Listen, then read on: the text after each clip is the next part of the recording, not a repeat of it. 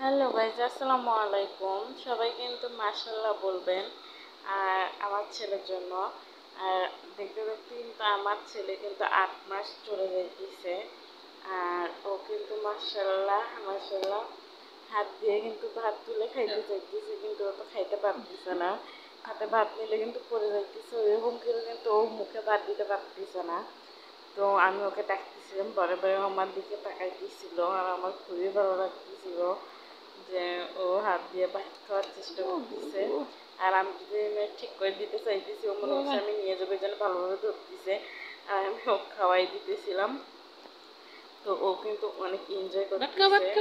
আর ভাত যে করছে ও কিন্তু ওগুলো টুবাই নিতে চাইতেছে। দেখেন কেমন বুদ্ধি ওর মাথার, এতটুকু মাথায় কত বুদ্ধি।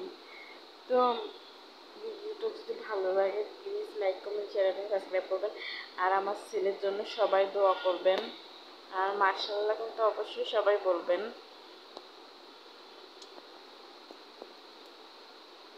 ভাত খাইতেছে, হ্যাঁ আমিও। ও বারবার কিন্তু হাসাহাসি করতেছে। আর আমি বাটি যখনই নিতে চাইতেছি ও তখনই কিন্তু ধরে ফেলতেছে, মনে করছে আমি নিয়ে নিব, ঠিক করেও দিতে দিতেছে না।